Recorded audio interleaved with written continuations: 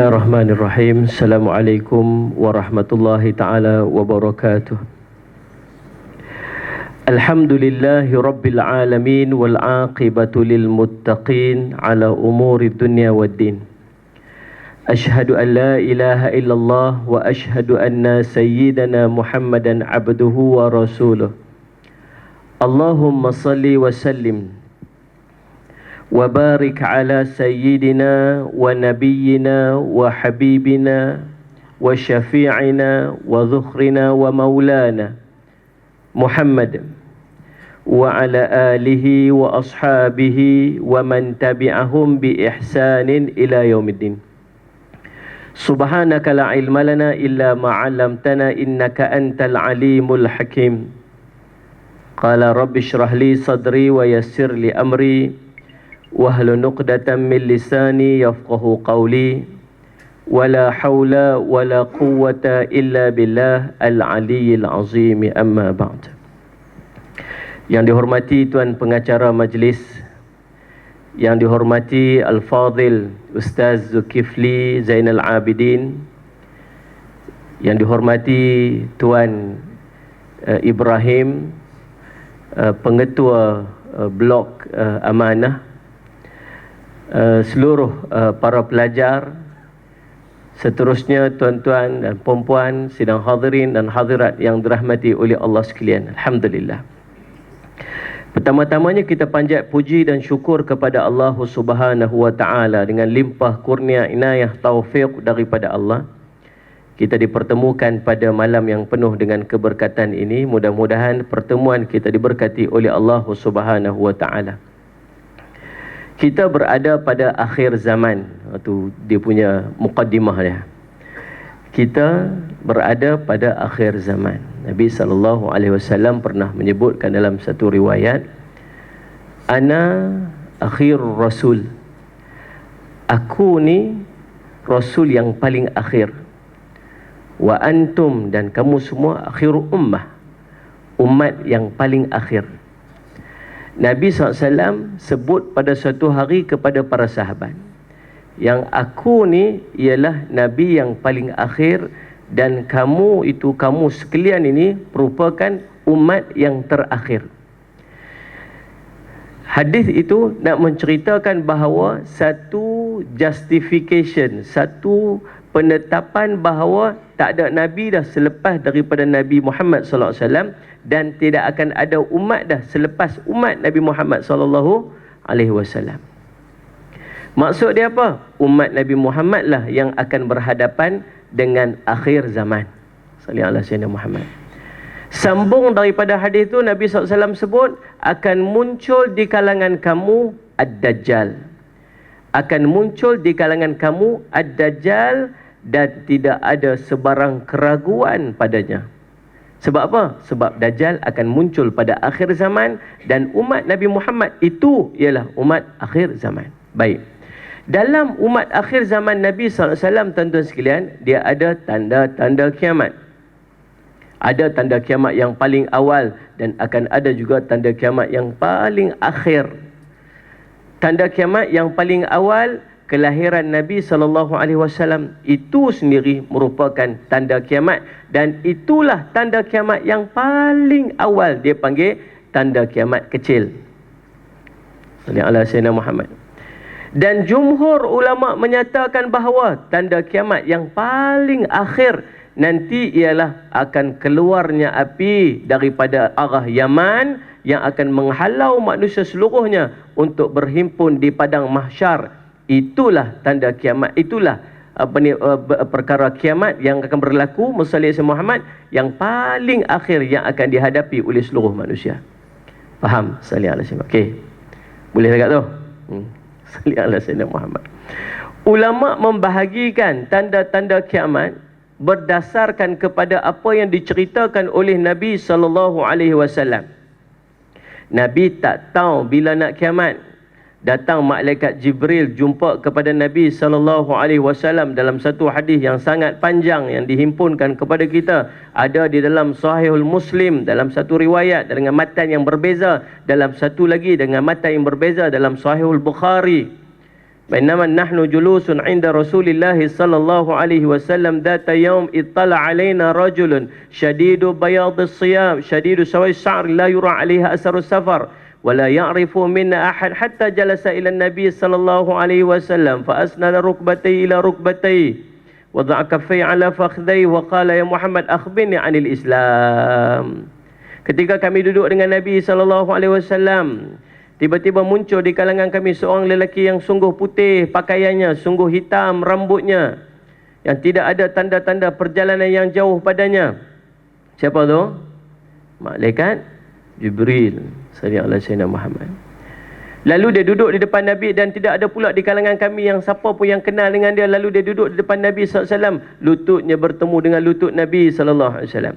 Meletakkan dua tapak tangan di atas pahanya. Kata sebagian ulama, meletak atas tangan di atas paha Nabi. Kata ulama, bersopannya duduk di depan Nabi SAW. Lalu dia pun bertanya kepada Nabi, ya Rasulullah, ya Muhammad, akhbirni anil Islam. Ceritakan kepada aku tentang Islam, wahai Muhammad. Nabi pun cerita tentang rukun Islam. Habis. Sadaqta, kata dia, kamu benar. Fa'ajibna lahu yas'aluhu wa yusaddiquhu. Kami pun hairan. Dia yang tanya, lalu dia yang membenarkan perkataan Nabi itu. Pelik orang ni. Dia tanya soalan, bila Nabi jawab, dia pula kata ya. Gitu. Lalu subhanallah, dia kata, akhbirni anil iman. Ceritakan kepada aku tentang iman, wahai Muhammad. Lalu Nabi SAW pun cerita tentang 6 rukun iman.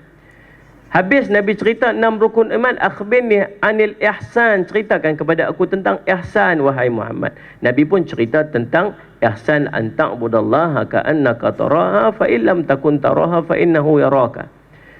Kamu beribadat kepada Allah seperti mana kamu nampak Allah, tapi kalau kamu tak nampak Allah, ingat Allah itu melihat kamu. Habis 3 dah rukun yang ditanya. Masuk yang keempat, ya Muhammad, akhbirni anis sa'ah.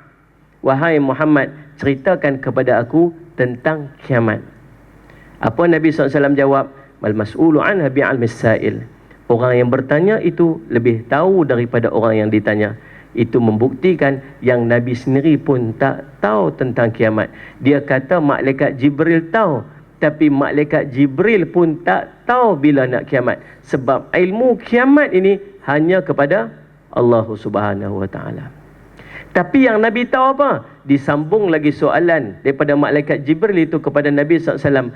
Akhbirni an amaratiha. Ceritakan kepada aku tentang tanda-tanda kiamat. Ya, tanda-tanda kiamat telah diberikan ilmu oleh Allah kepada Nabi untuk Nabi peringatkan umat dia.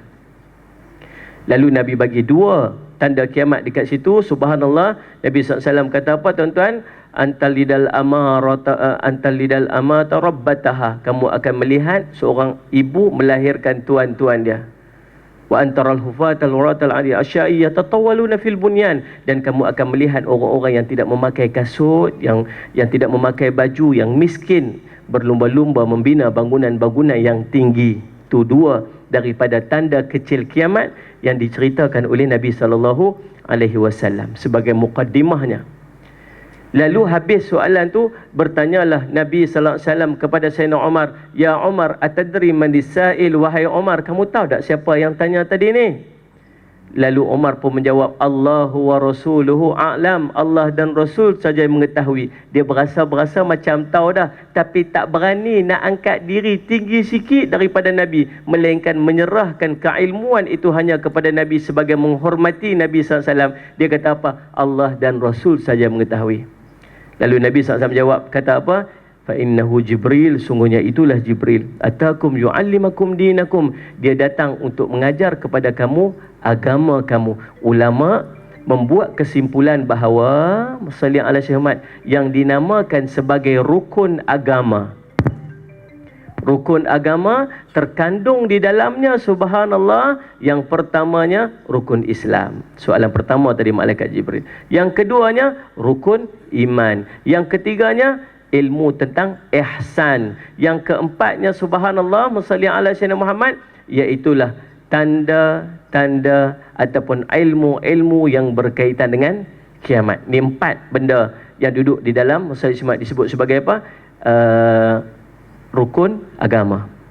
Pentingnya menuntut ilmu tentang rukun Islam, pentingnya menuntut ilmu tentang rukun iman, pentingnya tahu tentang ihsan, penting juga pengetahuan tentang akhir zaman. Sebab apa?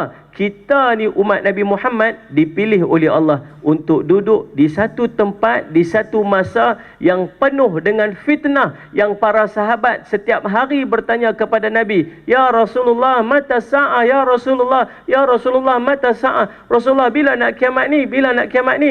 Para sahabat duk bertanya tentang kiamat kepada Nabi, bukan sebab depa seronok nak pergi duduk waktu kiamat tu, sebab depa takut depa dipilih oleh Allah duduk pada zaman tu, dan harap sungguh-sungguh depa jauh daripada zaman yang disebutkan oleh Nabi sebagai zaman fitan ataupun zaman fitnah. Dan subhanallah, Allah memilih kita yang berada sekarang ni untuk berada pada zaman itu.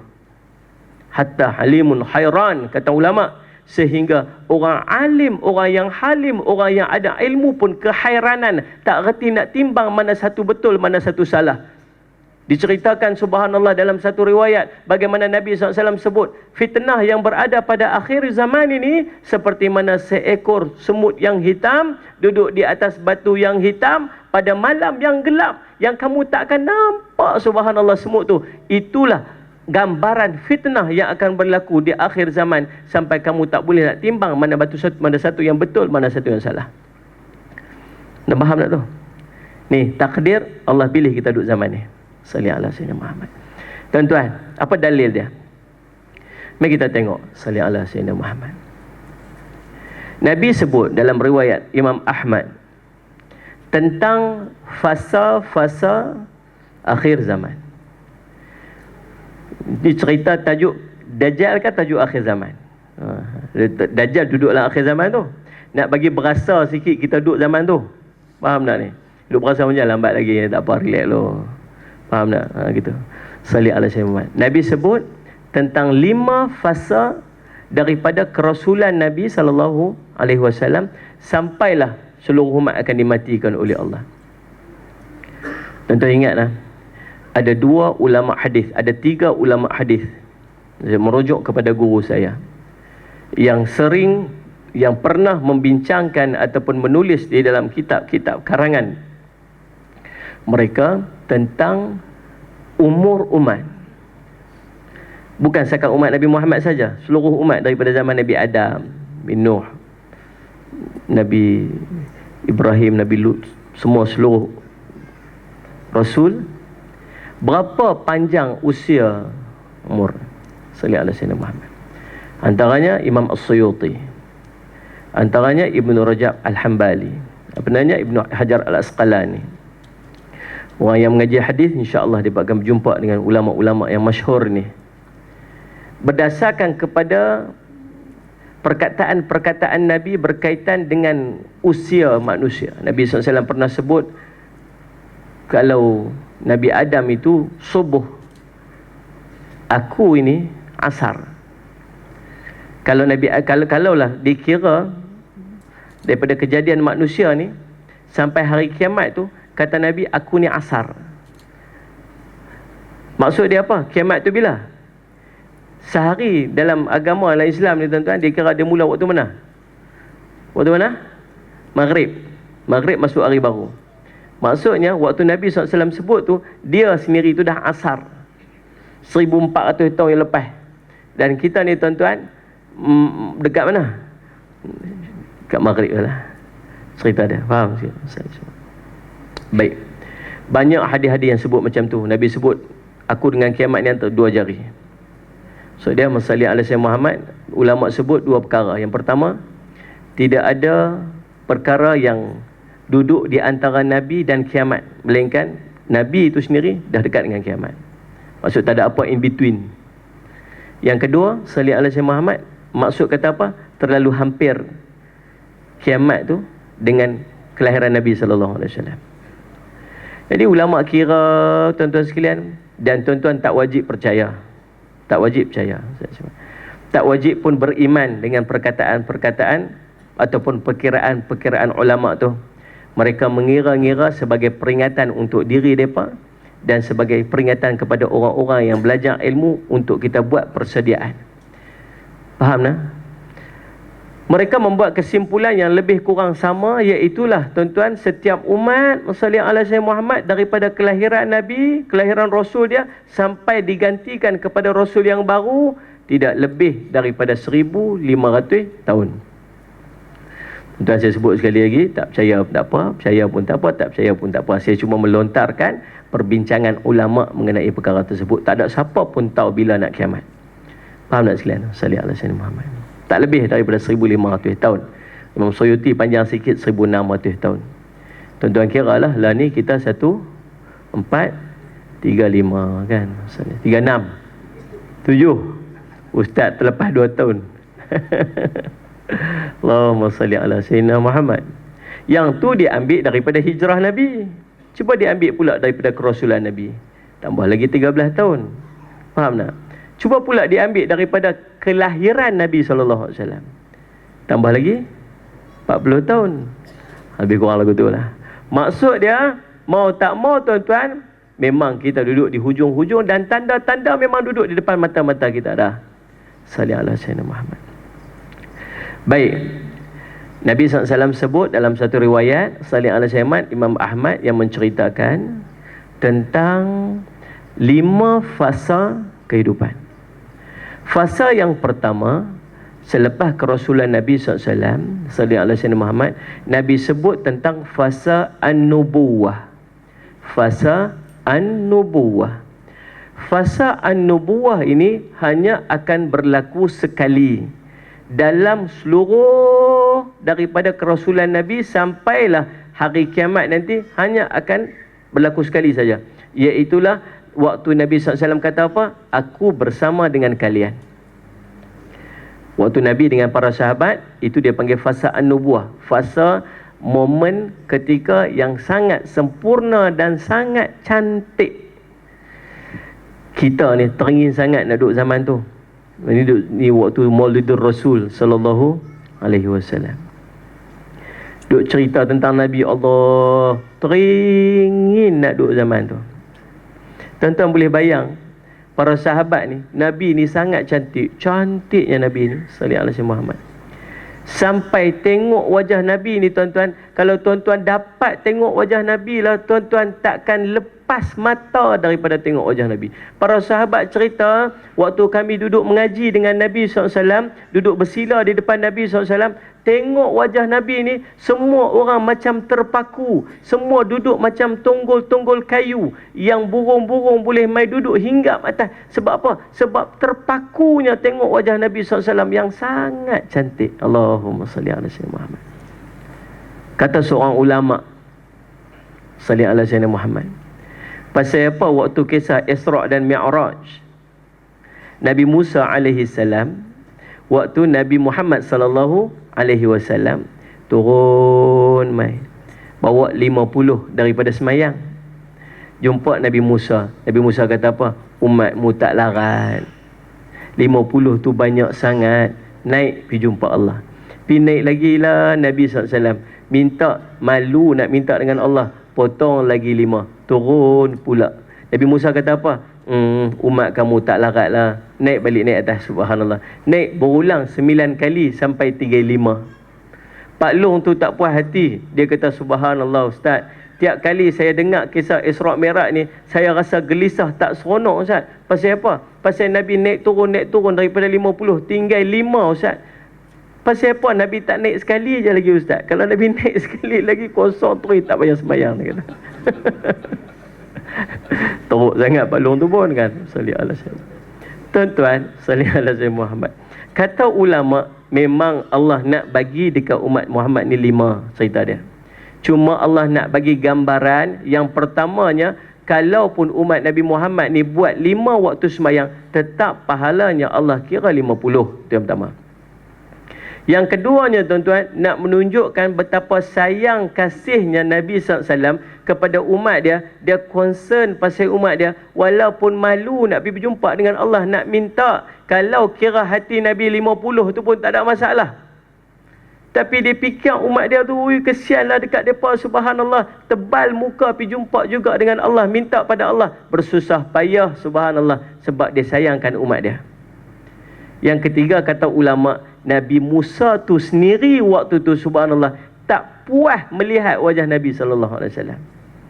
Cari alasan supaya boleh berjumpa lagi, kemudian berjumpa lagi, kemudian berjumpa lagi, sebab indahnya menatap wajah Nabi SAW. Allahumma salli ala Muhammad. Teringin kita tuan-tuan. Para sahabat untung dia apa? Boleh pegang tangan Nabi, boleh cium pipi Nabi, boleh peluk tubuh Nabi. Allahumma salli ala sayyidina Muhammad. Kita dengar tentang kisah Ukasyah yang saja cari alasan sekadar nak peluk tubuh Nabi SAW. Nabi kata, siapa ni di kalangan aku nak tuntut apa-apa daripada aku? Saya, ya Rasulullah. Pasal apa? Hari tu waktu pergi perang pukul ni, kuda tu kena tubuh badan saya. Hari ni saya nak tuntut balik. Para sahabat dah bengang dah waktu tu. Dia ni buat cari pasal-pasal apa? Takkan dengan Nabi pun nak tuntut macam ni, subhanallah. Ya, Musalli Asyik Muhammad. Nabi kata tak apa, biar dekat dia, dia ada hak dia. Mailah dia, subhanallah. Pi sat Bilal, tolong pi ambil sat nu, tongkat aku nu dekat rumah. Pi sampai dekat rumah, mai jumpa Fatimah. Fatimah kata apa? Nak apa ni? Subhanallah, nak tongkat. Pasal apa nak tongkat ni? Pasal nu ada orang nak qisas kepada Nabi SAW. Nak balas balik pasal dulu pernah kena tubuh dia dengan tongkat Nabi SAW. Masya Allah, siapakah yang sanggup buat macam tu? Lari-larilah dua anak kecil ni, Masya Allah Rabbi, nama Hasan dan Husain ni, pi dekat depan Nabi SAW. Umar kata, wahai ni Ukasyah Jaya, tak payahlah, tak payah pukul Rasulullah, pukul aku ni. Wahai Umar, kamu tak ada kena mengena dengan aku. Tu hak dia. Mai pula Abu Bakar, semua orang dah menangis sebab Ukasyah nak pukul Nabi SAW. Mai pula dua orang ni, kalau orang lain tu semua tak ada kena mengena dengan Nabi, ni cucu darah daging dia, pukul kami, ganti Rasulullah SAW. Dah Rasulullah kata apa? Ini hal aku dengan dia, kamu tak apa semua ni. Lalu subhanallah, dekat mana kamu kena pukul hari tu? Waktu kena pukul ni subhanallah, kamu tak pakai baju, saya tak pakai baju Rasulullah. Rasulullah tolong buka baju, lagilah orang marah. Lalu Nabi SAW buka baju, Masya Allah Rabbi, tanpa melengah masa, tanpa second thought, dia terus pergi dekat Nabi SAW, peluk Nabi dan cium, Masya Allah Rabbi, kulit-kulit Nabi, perut Nabi SAW. Nabi biarkan saja dan Nabi bersaksikan semua para sahabat. Nabi berkata, orang ini akan bersama dengan aku dalam syurga. Allahumma salli ala Sayyidina Muhammad. Tuan-tuan, untung mereka dapat duduk dengan Nabi SAW. Untung mereka dapat bersama dengan Nabi dan merasakan keindahan pemerintahan Nabi SAW. Waktu tu dia panggil fasa an-nubuwah. Saya ni tuan-tuan, kalau bercerita tentang Nabi ni rasa tak puas. Nak silakan. Teringat waktu Salli ala Sayyidina Muhammad, Abu Hurairah pergi berjumpa dengan Nabi, nak pergi rumah dia. Abu Hurairah sampai dekat rumah Nabi, tengok Nabi semayang duduk. Nabi tengah semayang duduk. Dalam hati Abu Hurairah kata apa? Rasulullah ni sakit ke mana? Pasal apa Rasulullah sakit tak beritahu saya? Para sahabat ni dia sangat ambil berat tentang Nabi SAW. Salli ala Sayyidina Muhammad. Nabi dia tunggu aja sampai Nabi selesai semayang. Habis Nabi semayang, kemudian Salli ala Sayyidina Muhammad. Abu Hurairah tak belengah masa tanya Rasulullah, kamu sakit Rasulullah? Sakit ke? Pasal pas semayang duduk. Rasulullah tengok wajah Abu Hurairah. Abu Hurairah tengok wajah Nabi. Aku tak sakit wahai Abu Hurairah, tapi aku lapar. Aku lapar wahai Abu Hurairah. Nabi lapar sampai semayang duduk. Laparnya Nabi ni sampai tak boleh berdiri sembahyang. Kekasih Allah, kalau tak kerananya tidak dijadikan seluruh alam. Salli ala Sayyidina Muhammad. Orang paling mulia di kalangan seluruh manusia itu Rasulullah SAW. Tapi lapar sampai tak mampu berdiri untuk sembahyang sebab nak bawa Islam dekat kita. Tak layakkah orang ni jadi orang yang paling kita kasih dalam hidup kita? Faham tuan-tuan? Jabir pernah pergi mengadu waktu perang Khandaq. Lapar sangat. Masing-masing pekat ikat batu kat perut. Ambil kain serban, ambil batu, ikat kat perut. Nak bagi tak rasa lapar tu. Sallallahu alaihi Muhammad. Pergi berjumpa dengan Nabi SAW. Mengadu dia orang lapar. Wahai Rasulullah, kami lapar Rasulullah, kami lapar, tak ada makan. Rasulullah tengok Jabir, Rasulullah menangis. Tak sanggup dia tengok umat dia lapar. Dia tak sanggup tengok umat dia susah.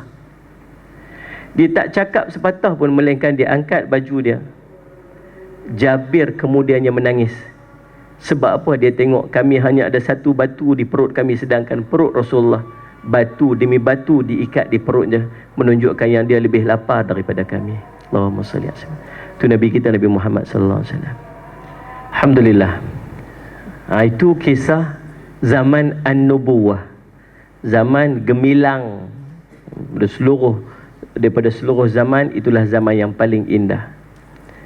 Habis selepas kewafatan Nabi SAW, Nabi sebut pula tentang fasa yang kedua, yang disebut sebagai fasa khilafah ala manhaj an-nubuwah.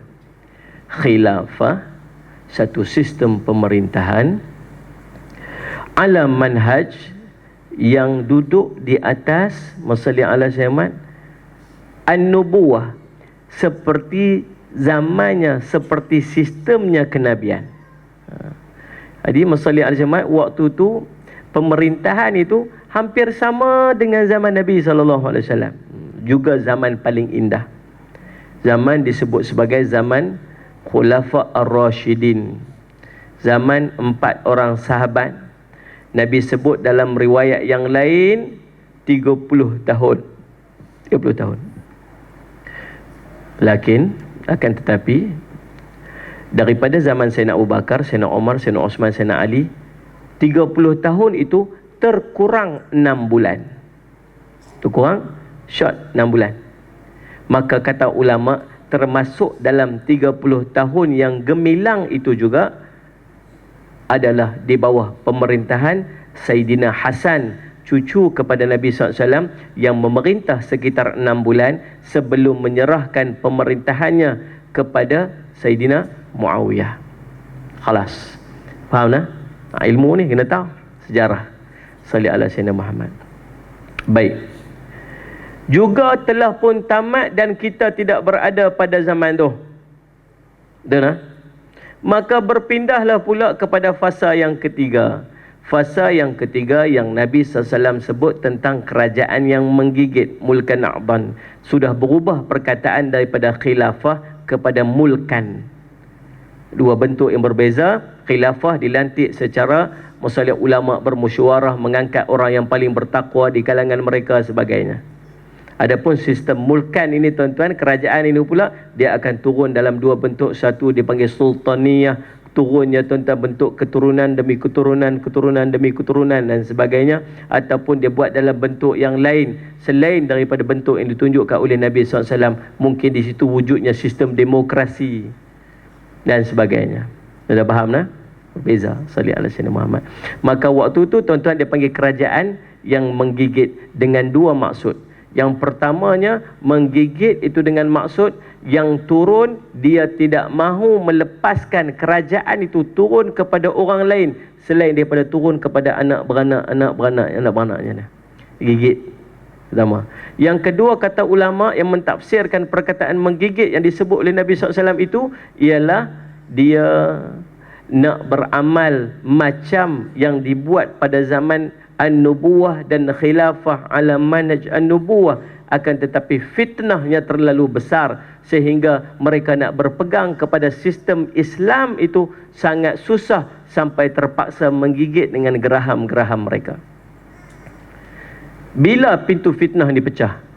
Pintu fitnah ini pecah dengan kewafatan Sayyidina Umar radhiyallahu anhu. Nabi SAW sebut nanti wafatnya Sayyidina Umar akan pecahlah pintu fitnah. Nabi sebut dengan perkataan pecah. Pecah bukan tutup. Tutup, buka boleh tutup, tapi pecah tak boleh tutup dah. Faham tak sekalian? Dan fitnah ni akan berlanjutan, berlangsung sampailah ke hari kiamat. Kita berada pada zaman kemuncak fitnah. Baik, musalli ala Sayyidina Muhammad. Habis. Juga kita tidak berada pada zaman itu sebab ulama sebut fasa ketiga ini telah pun tamat dengan tumbangnya khilafah terakhir umat Islam, sistem khilafah terakhir umat Islam, iaitulah dengan tumbangnya kerajaan Uthmaniyah Turki pada tahun 1924. Base. Selepas daripada tu, kita berpindah kepada fasa yang keempat. Fasa yang keempat, dia panggil Mulkan Jabariyah. Kerajaan yang memaksa. Diktator. Kuku besi. Tuan-tuan dia panggil. Kita ni berhenti pukul apa ni? Ustaz. Dia pun tak bagi time kat saya ni. Oh, wah. Pukul 3 pagi. Boleh tunggu 3 pagi? Tuan-tuan tunggu saya nak balik. Salli ala Sayyidina Muhammad. Panjang cerita ni tuan-tuan. Tak masuk bab Dajjal lagi. Ni baru duk pusing-pusing ku akhir zaman. Tuan-tuan tahu tak apa yang dibuat? Saya baru balik daripada Palestin. Alhamdulillah. Waktu saya pergi Palestin baru ni, kali kedua saya pergi pada tahun ini. Salli ala Sayyidina Muhammad. Kami menyaksikan kebangkitan rakyat Palestin, dia panggil intifadah. Pasal apa nak cerita ni? Pasal nak cerita kesan daripada tumbangnya kerajaan kerajaan Islam. Dia buat pecah dan perintah. Apa yang jadi sekarang ni tuan-tuan, dan dia terkait dengan akhir zaman. Sekarang ni orang-orang Yahudi cuba nak rampas Masjid Aqsa daripada orang Islam dengan alasan di situ adanya kesan peninggalan Nabi Sulaiman dulu ni. Dia panggil Haikal Sulaiman. Dan mereka claim tempat itu milik mereka. Dan di bawah itu ada kesan-kesan tinggalan daripada Haikal Sulaiman tu. Maka ada lebih 16 terowong yang dikorek di bawah Masjid Aqsa tu dengan tujuan untuk merobohkan Masjid Aqsa daripada bawah. Dan apa yang dia buat kepada seluruh umat di dunia, dia doktrin kepala kita yang Masjid Aqsa itu ialah kubah yang berwarna emas. Pasal tak? Semua kalau bincang tentang Masjid Aqsa, semua nampak kubah apa? Wah, emas kan? Sedangkan itu bukan Masjid Aqsa. Itu adalah satu masjid yang dibuat bermula pada zaman Sayyidina Umar bagi nak meraihkan satu tempat Nabi pijak di atas batu untuk naik ke Mi'raj. Batu dia panggil Kubah As-Sakhra ataupun Kubah Batu, yang duduk lindung batu tu, dan dibuat masjid dekat situ. Itu duduk di pekarangan Masjid Aqsa. Masjid Aqsa duduk depan sikit, turun ke bawah sikit, yang kubahnya warna hitam. Sikit hari roboh Masjid Aqsa ni tuan-tuan sekalian, orang tak perasan pun. Orang tu ingat apa? Ni Masjid Aqsa duk ada lagi. Itu tujuannya. Faham tak? Dan mereka telah berjaya merampas satu masjid nama Masjid Ibrahim. Masjid Ibrahim ni luas tuan-tuan, dekat Hebron. Hebron ini kawasan pemerintahan orang Islam. Faham? Dalam kawasan pemerintahan Hebron tu ada satu masjid nama Masjid Ibrahim. Dalam Masjid Ibrahim tu ada makam Nabi Ibrahim, makam Sarah. Ada makam Nabi Yaqub, ada makam isteri dia. Ada makam Nabi Ishaq, ada makam isteri dia, Rafiqah. Di bawah makam Nabi Yaqub itu tuan-tuan ada makam Nabi Yusuf. Tempat itu ialah tempat tanah yang dibeli oleh Nabi Ibrahim dulu sebagai kawasan perkuburan keluarga, ahli keluarga dia. Kisah dia. Dia buat masjid. Lalu ada masjid tu. Tuan-tuan, satu hari orang Islam tengah semayang. Mai orang Yahudi seorang doktor, dia bawa senapang M16, M16, tembak orang tengah semayang subuh bulan Ramadan, mati 20 orang. Habis mati 20 orang, orang kampung semua keluar. Bila orang kampung keluar apa semua, polis askar Yahudi tahan sekeliling, tembak pula 30 orang mati dekat luar. Berlaku pada bulan Ramadan. Masjid tu ditutup 9 bulan. Orang tak boleh masuk, orang tak boleh keluar. Selepas 9 bulan dibuka masjid tu, tuan-tuan tengok pagar keliling, dan nak masuk masjid itu mesti melalui checkpoint daripada askar Yahudi. Masjid kita, mereka main tembak kita lah ni, nak masuk mayang di masjid mesti dapat approval daripada askar Yahudi. Tinggal IC, cek tubuh badan baru boleh masuk masjid. Kalau dia bagi masuk, masuk. Tak bagi masuk, tak boleh masuk. Tuan-tuan bayang tak? Itu pun dia pun masuk tuan-tuan sekalian. Kita ni tak ada siapa cek IC pun masuk masjid. Tu pun tak main.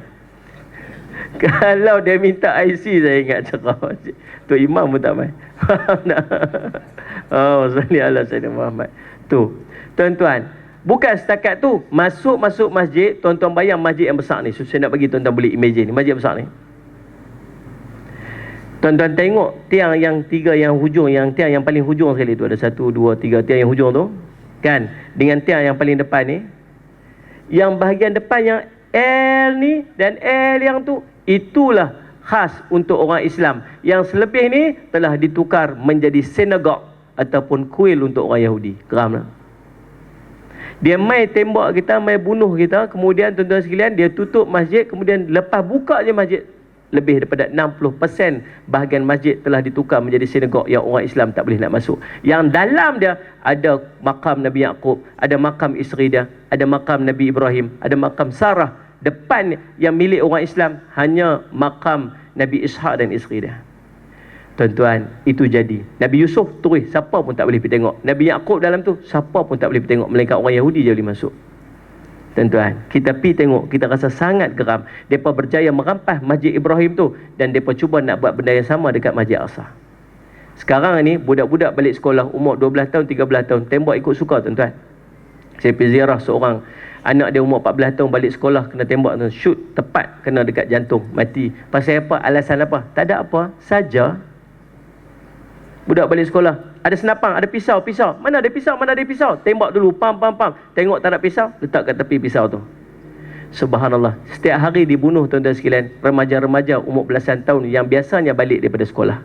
Seluruh daripada orang Yahudi dibenarkan untuk pegang pistol seorang satu. Tuan, tak kira apa ni, suri rumah ke apa ke semua, suri rumah bawa anak stroller ni. Tuan-tuan sekalian, setiap hari orang Islam dibunuh. Orang sebelah jiran dia tu, apa yang dia buat? Negara jiran sebelah tu, apa dia buat? Tuan-tuan boleh bayang tak dulu, kalaulah Palestin duduk di bawah satu sistem pemerintahan yang besar, yang jadi macam zaman Nabi, macam zaman para sahabat, zaman Sayyidina Umar sendiri, 1/3 dunia diperintah oleh orang Islam. Tuan-tuan ingat, orang-orang yang duduk di sekeliling Palestin akan biar saja orang Palestin kena bunuh macam tu? Dia akan biar tak? Tak, semua orang kampi. Apa yang dia buat tuan-tuan? Jatuhkan kerajaan Islam, pecah, dia panggil pecah dan perintah, letak masing-masing tuan-tuan sekalian, nanti diserang satu negara, orang lain tak akan kacau, tak akan bother. Pasal apa? Pasal itu negara dia, bukan negara aku. Tuan-tuan faham tak ni? Tapi tuan-tuan ingat, akhir zaman Palestin akan kembali bebas. Itu tanda kiamat. Tapi kita tak tahu macam manakah musalli ala sayyidina Muhammad, keadaan nanti salli ala sayyidina Muhammad tuan-tuan. Sampai kad merah. Tak siap abang kata pukul 3.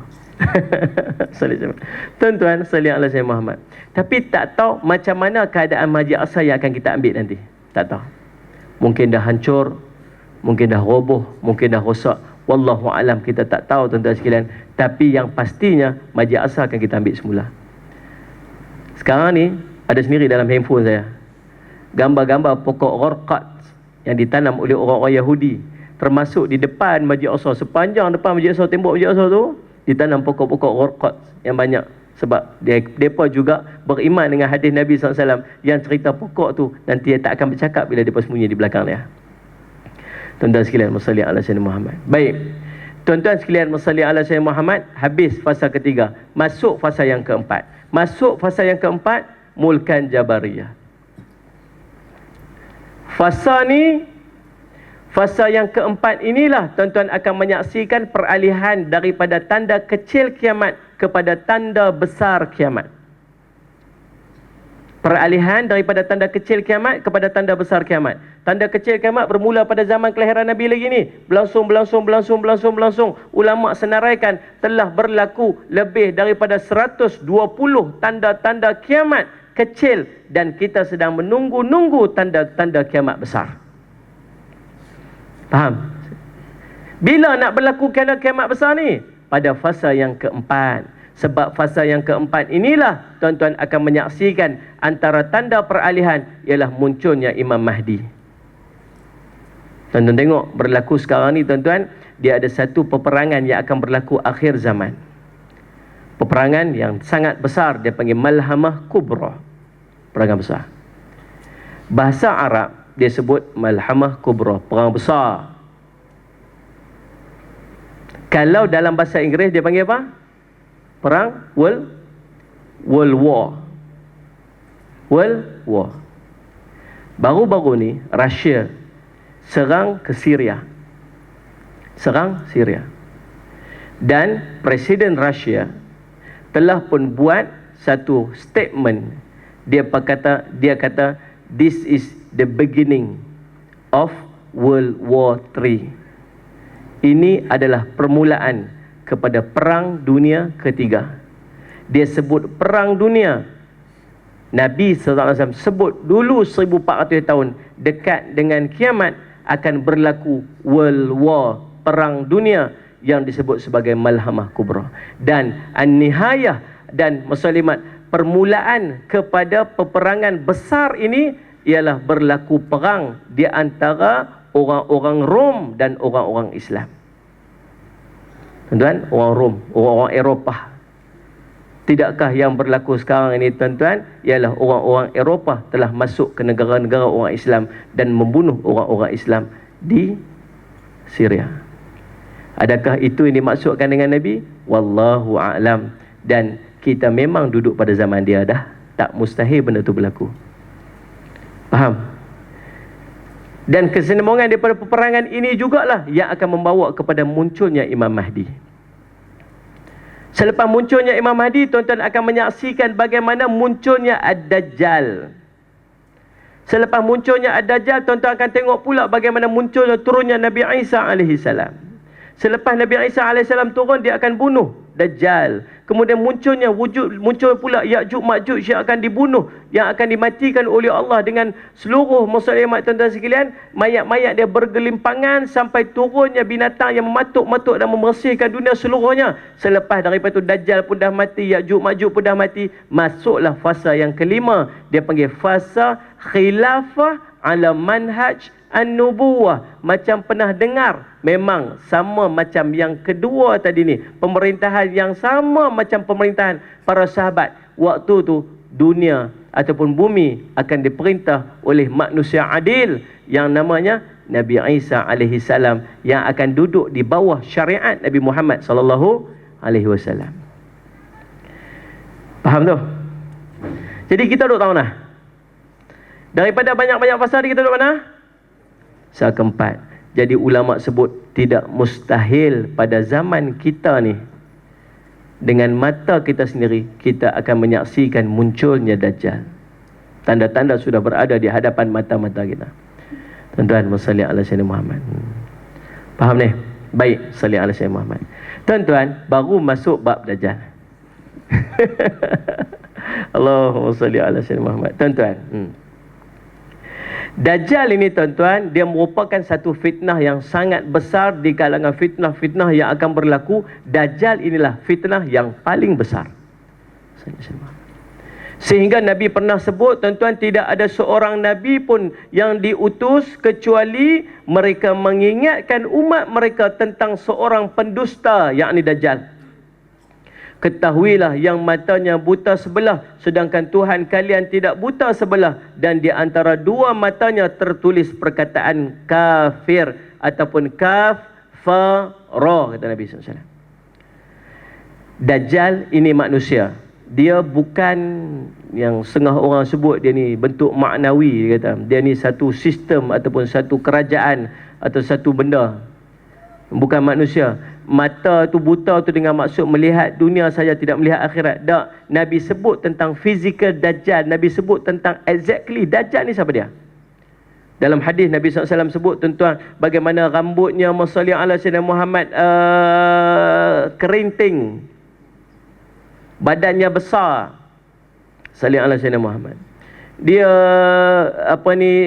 Masalli ala Sayyidina Muhammad, kakinya bengkok, matanya buta sebelah. Sebelah lagi, tuan-tuan sekalian, macam nak sebutnya lah, tersembul. Orang sini cakap sembul lah. Sama ha? Bukan macam duk berayun tu cerita hantu baduk tengok tu. Macam, faham tak? Allahumma salli. Memakai jubah, dan pengikutnya lebih 70,000 orang. Salli ala Sayyidina Muhammad. Maksud dia dengan tulis kat Farodide ni, maksud dia kalau dia mai, tuan-tuan sekalian, tuan-tuan kenal tak dia? Kenal tak? Dia mai. Kita tengah duduk kuliah ni, mai kat belakang, belah muslimat. Mai dengan badan besar dia, tuan-tuan, dengan pakai jubah, dengan tulis kat Farodide, dengan mata buta sebelah, dengan rambut kerinting tebal apa semua, tuan-tuan sekalian. Kenal tak dia? Kenal, subhanallah. Kita semua akan kenal dia. Nabi SAW sebut, kamu semua akan kenal dia. Kamu boleh baca apa yang ditulis di dahi dia, subhanallah. Walau kamu pandai membaca, kamu tak pandai membaca, tetap kamu pandai membaca, tahu itu Dajjal. Semua orang tahu itu Dajjal. Dan dia akan ajak kita untuk ikut dia, untuk beriman dengan dia. Tuan-tuan, agaklah kalaulah orang yang macam tu main masuk dalam majlis kita waktu ni, dia main-main, tuan-tuan sekalian, dia kata Musalli Azhar, minta mikrofon kat saya bagi. Macam tu lah kot kan. Salat sebab dia main-main, dia kata apa? Aku Tuhan kamu, ikut aku. Tuan-tuan agak nak ikut dia tak? Ikut dia tak? Lah ni bolehlah sembang dah. Dah azan. Dah lah. Ni dah lah. Tapi Nabi SAW sebut ramai yang akan ikut dia. Terlalu sedikit orang yang akan terselamat daripada fitnahnya Dajjal. Allahumma salli. Sebab apa? Sebab sebelum datangnya Dajjal, kita diuji dengan ujian yang sangat berat. Segala kemewahan yang kita ada semua ditarik balik sebagai persediaan untuk berhadapan dengan ujian yang lebih besar yang namanya Dajjal. Tuan-tuan boleh bayang macam ni keadaan. Waktu tu Nabi sebut tentang kamu ju'an jiddan. Kamu ju'an jiddan. Kamu lapar sangat. Sangat lapar. Peraya kepada munculnya Dajjal, 3 tahun kita akan berhadapan dengan kering. Salli ala Sayyidina Muhammad. Tuan-tuan, kita duk bincang tentang kering ni dah berapa tahun. Saya ingat Musliman, tuan-tuan sendiri pun berhadapan dengan susahnya waktu kita ada kemarau tahun 2 tahun lepas. Tuan-tuan sekalian, salli ala Sayyidina Muhammad. Tahun pertama Nabi SAW sebut 1/3 hujan tak turun. Tahun kedua 2/3 hujan tak turun. Tahun ketiga langsung setitik hujan tak turun. Dan waktu tu kamu berada dalam keadaan yang sangat lapar.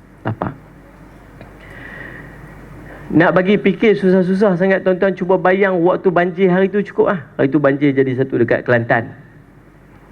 Saya baca satu akhbar. Saya baca akhbar yang cerita bagaimana satu tim orang-orang Buddha yang pergi buat bantuan kepada orang-orang yang kena banjir. Dia among the first yang sampai lah. Dia orang duduk sembunyi di atas bukit 2 hari dah tak makan. Anak-anak menangis lapar ni. Nak minum air daripada banjir tu tuan-tuan sekalian, tak boleh nak minum sebab terlalu kotor. Menangis lapar. Tiba-tiba datang tuan-tuan sekalian satu grup bawa makanan. Tapi yang bawa makanan ni ialah orang-orang Buddha. Sami-sami orang-orang Cina yang pakai pakaian-pakaian yang ada lambang-lambang Buddha di baju-baju mereka, bawa makanan. Tuan-tuan, mereka yang dah tak makan 2 hari, agak-agak dia ambil tak makanan tu? Ambil tak? Ambil. Sebab apa? Apa? Tuan-tuan bayang, waktu Dajjal muncul, bukan 2 hari kita tak makan. Setahun hujan langsung turun. Tuan-tuan boleh bayang macam mana teruknya keadaan kita waktu tu. Salli ala Sayyidina Muhammad. Kita pula tuan-tuan, salli ala Sayyidina Muhammad ni, sumber elektrik kita tuan-tuan ni telekom, TMB. Kan, salli ala Sayyidina Muhammad. Berapa banyak sumber elektrik kita yang kita ambil daripada empangan-empangan. Yang tuan-tuan, kita akan berhadapan dengan masalah elektrik.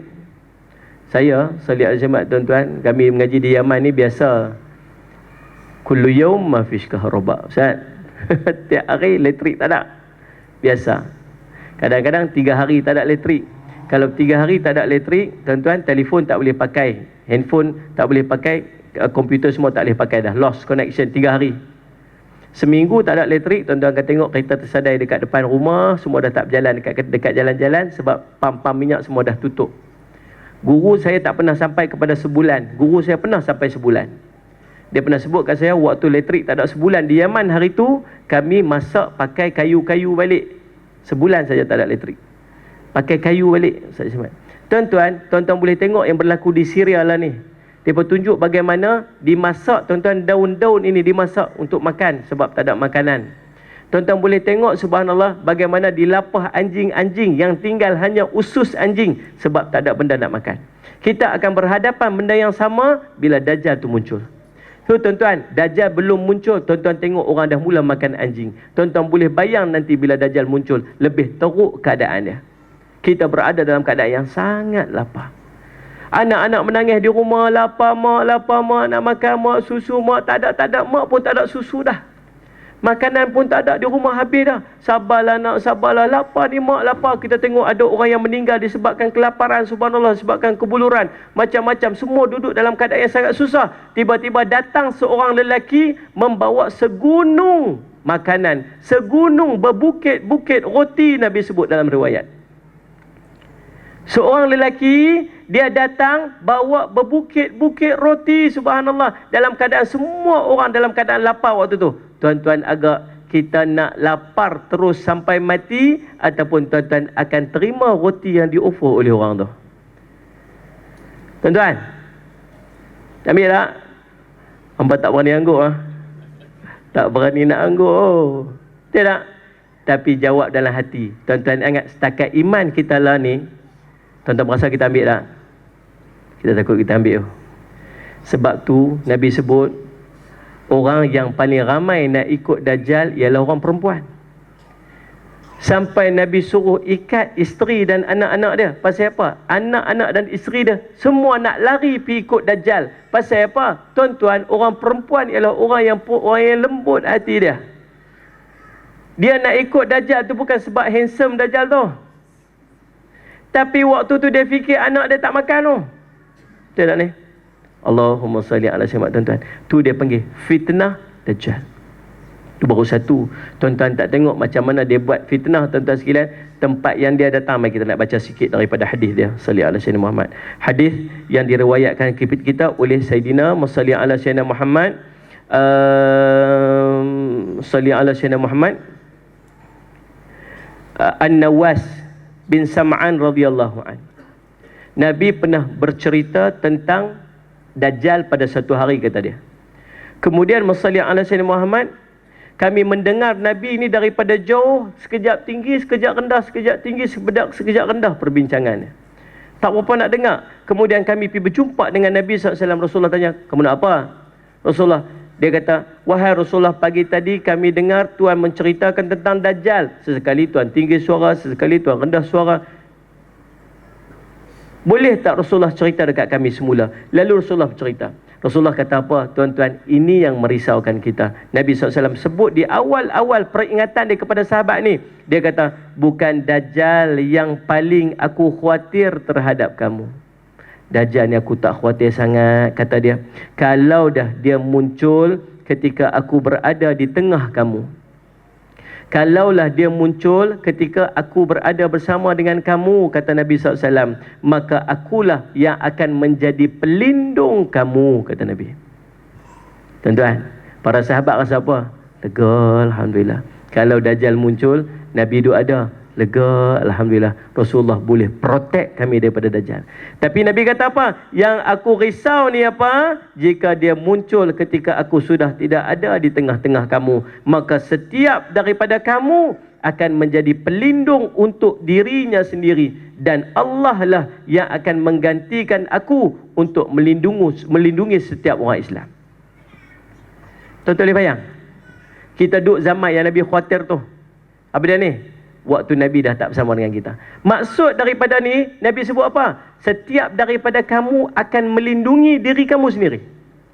Saya ada isteri, saya takkan mampu untuk pertahankan isteri saya daripada fitnah Dajjal. Saya ada anak, saya takkan mampu untuk pertahankan anak saya daripada fitnah Dajjal. Melainkan anak saya terpaksa berhadapan dengan fitnah sendiri, dan dia sendiri terpaksa mempertahankan diri dia sendiri daripada fitnah Dajjal. Allahumma salli ala sayyidina Muhammad. Tuan-tuan akan tengok bagaimana pecah keluarga waktu tu. Yang anak ikut Dajjal, yang pak mati disebab tak mau ikut Dajjal. Yang anak pertahan diri sampai mati sebab tak mau ikut Dajjal. Yang pak dan mak dia ramai-ramai pergi ikut Dajjal. Allahumma salli ala sayyidina Muhammad. Kata Nabi selanjutnya, Dajjal adalah pemuda yang berambut kerinting. Nabi ceritakan sifat Dajjal. Matanya buta, yang kanan. Barang siapa di antara kamu berjumpa dengannya, maka bacakanlah kepadanya permulaan daripada surah Al-Kahfi. Ini maksud dia kena hafal dah. Sebab kita duduk zaman dia dah. Jumpa Dajjal, baca permulaan surah Al-Kahfi. Berapa ayat? 10. Man hafizah, siapa yang menghafaz. 10 ayat, 10 awal ayat daripada surah Al-Kahfi. maka dia akan terhindar daripada fitnah Dajjal. Jumpa Dajjal, baca ni 10 ayat surah Kahfi ni. Sebab tu kena hafal. Kalau Dajjal main dekat kita, oi, kita no. Tunggu saat, baru duk cari Quran.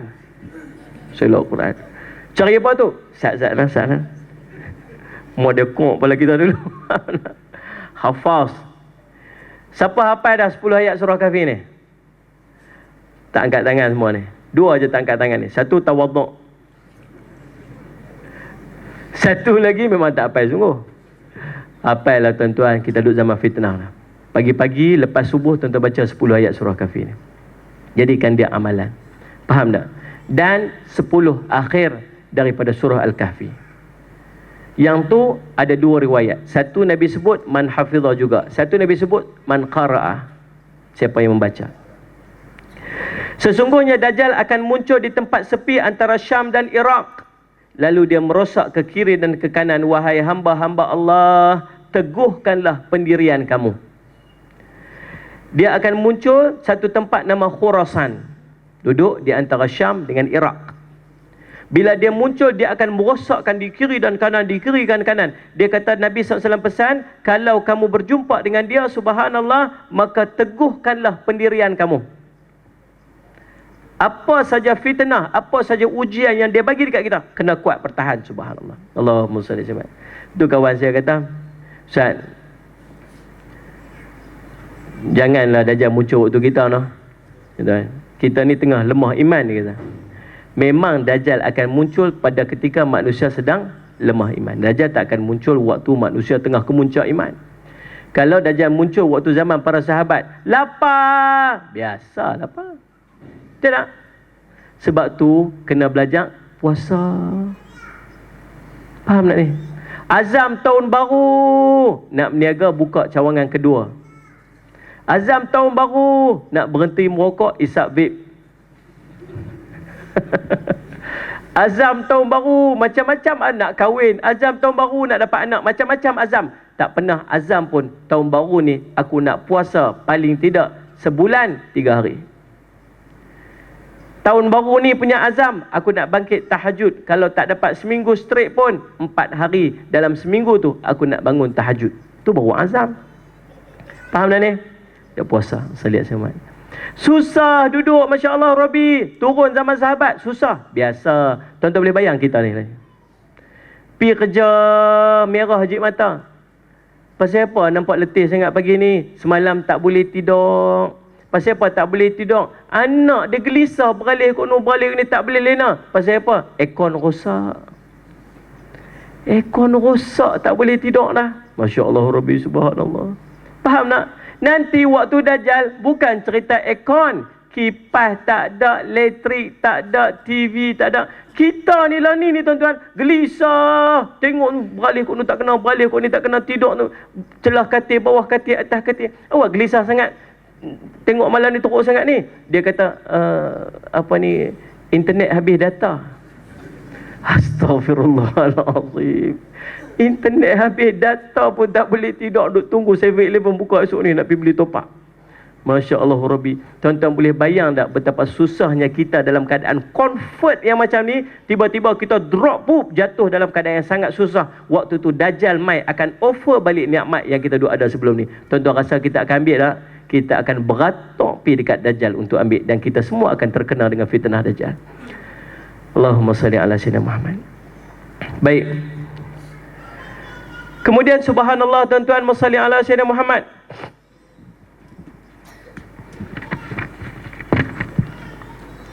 Kemudian dia kata lagi, mana dia tahu hilang lah, sini hadis pun. Salli ala sayyidina. Okey. Kami bertanya, wahai Rasulullah, berapa lamakah Dajjal akan menetap di bumi? Baginda menjawab, 40 hari. Sehari seperti setahun, sehari seperti sebulan, sehari seperti seminggu. Sedangkan hari-hari selebihnya seperti hari-hari kamu sekarang ni. Itu tanda muncul Dajjal. Apa tanda dia? Bila Dajjal muncul, mula-mula sekali tuan-tuan akan berjumpa. Hari pertama itu tuan-tuan akan rasa panjangnya macam setahun. Ni maknawi kau Ustaz ni agak-agak. Tak, tunggu Ustaz. Ulama sebut, kalaulah kamu nak mentafsir dia sebagai maknawi dengan maksud yang bentuk maknawi, tak, nilai dia juga dalam bentuk zahiri, sebab itu perkataan Nabi sallallahu alaihi wasallam. Nabi sebut, hari kedua macam sebulan, hari ketiga macam seminggu, hari keempat dia akan balik seperti hari-hari kamu yang lain. Kata para sahabat, habis itu macam mana keadaan semayang kami ya Rasulullah? Jadi bayang tak? Para sahabat ni, Nabi cerita fitnah Dajjal ni, kamu tak ada makanan, kamu akan lapar, kamu apa semua elektrik, tak ada bla bla bla semua. Habis Rasulullah, para sahabat tanya apa?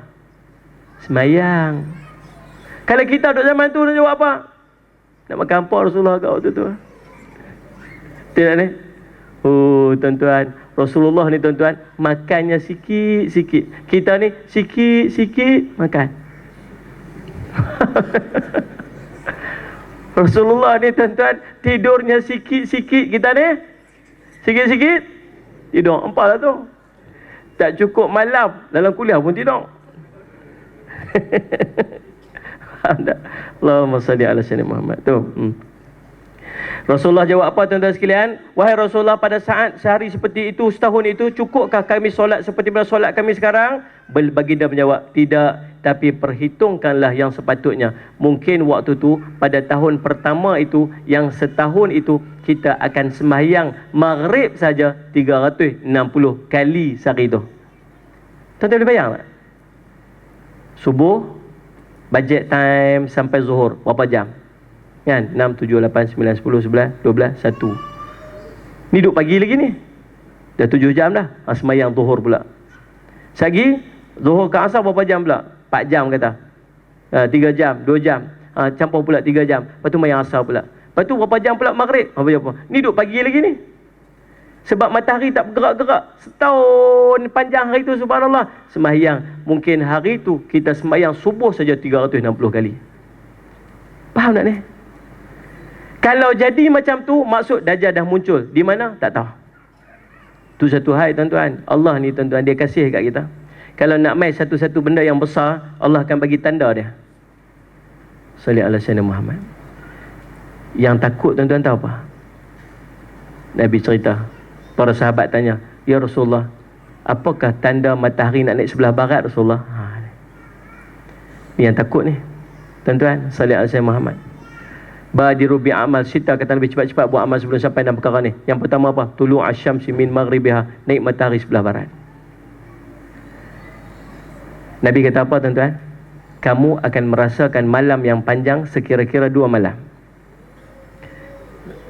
Malam ni esok tuan-tuan main sembahyang subuh. Lepas tu Salli Azza Muhammad, lepas main subuh balik rumah. Waktu balik tu rasa gelap je. Padahal main subuh dah. Padahal dah habis waktu subuh dah. Sepatutnya dah nampak fajar dah. Tak, tapi tu gelap macam semalam. Balik rumah, mandi pukul 8, nak pergi kerja pukul 9. Tengok gelap lagi, macam malam lagi. Pergi sampai office dah pukul 10 dah, gelap lagi. Waktu tu dah gelisah dah. Nabi cerita dalam satu hadis riwayat Abu Hurairah, kata waktu tu orang akan keluar di jalan-jalan.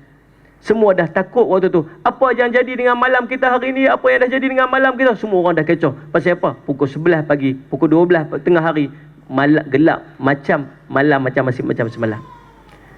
Panjangnya malam tu tuan-tuan, selama 2 malam. Satu riwayat lagi sebut 3 malam. Allahumma salli ala sayyidina Muhammad. Tuan-tuan, kita duduk tunggu, Masya Allah, Rabbi subhanallah. Sampailah satu hari, malam ketiga, hari ketiga, tiba-tiba nampak fajar. Fajar naik dah, subhanallah, Masya Allah, lega dah, subhanallah, matahari dah naik dah. Tengok-tengok, seronok tu berubah menjadi takut apabila tengok-tengok matahari naik daripada sebelah terbenam dia. Tuan-tuan, masalah semat. Hadis ini ada 3 hadis yang berkait dengan dia. Abu Hurairah, seorang daripada Abdullah, seorang lagi daripada Masalih ala Sayyidina Muhammad, seorang lagi sahabat yang saya tak ingat nama dia. Tuan-tuan, masalah semat. Cerita dia. Faham? Ni nak cerita, kalau matahari naik sebelah barat, tak ada, amal sudah tidak diterima lagi. Waktu tu Nabi kata apa? Bila naik je matahari sebelah barat tu, orang beriman, orang yang tak beriman, semua nak beriman. Orang yang belum beramal, sudah beriman tapi belum beramal pun nak beramal dah. Tapi amal dia sudah tidak diterima lagi. Orang yang nak bertaubat, taubatnya sudah tidak diterima lagi. Orang yang bertaubat tapi masih belum diterima taubat, taubatnya sudah tidak diterima lagi. Tapi Allah sayang dekat hamba dia. Tuan-tuan yang mai hari ni, kalaulah esok tuan-tuan bangkit tengok gelap sampai tengah hari duduk gelap, tuan-tuan ingat kita bincang malam ni, lagi 2 hari matahari nak naik sebelah barat. Habis nak buat apa ni? Pergi masjid, ampak sejadah, telefon office, bos tak mai kerja dah hari ni. Ni kerja banyak, siapa nak buat ni? Buat seorang lah, aku tak nak mau buat dah. Tak telefon, pergi masjid, ampak sejadah, tuan-tuan semayang, ibadat, istighfar, qadha puasa, qadha semayang kita yang tinggal apa semua dulu. Buatlah puluh cukup-cukup minta ampun. Sebab 2 hari tu Allah bagi tempoh untuk kita bertaubat. Dan Allah masih terima taubat, masih terima amal.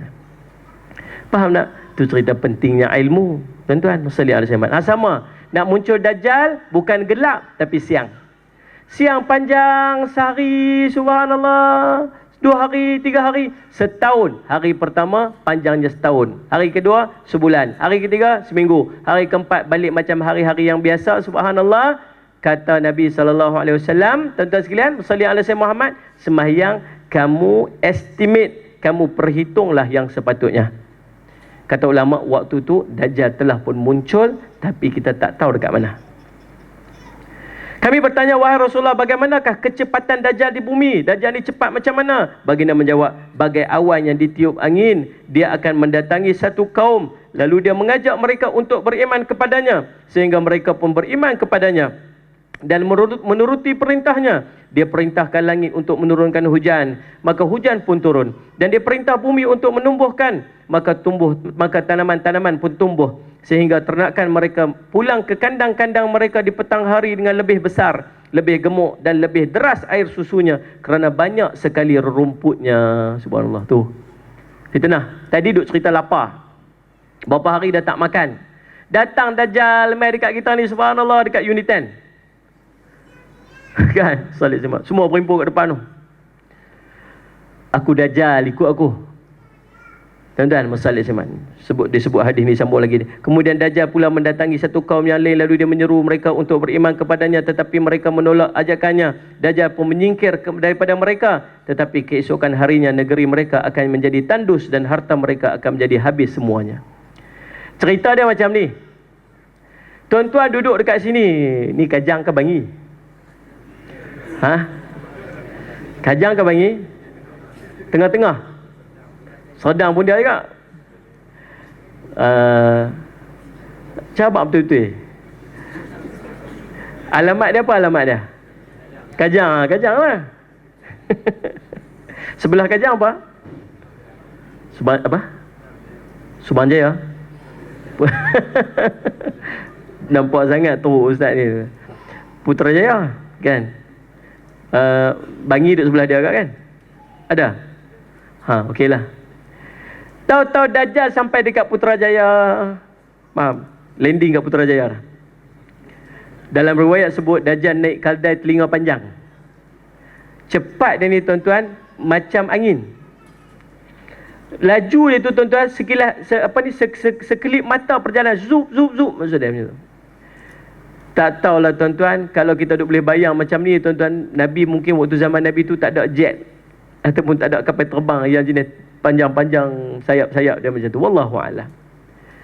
Tak mustahil zaman lah ni nak pergi laju macam tu, jet pejuang pun dah laju macam tu.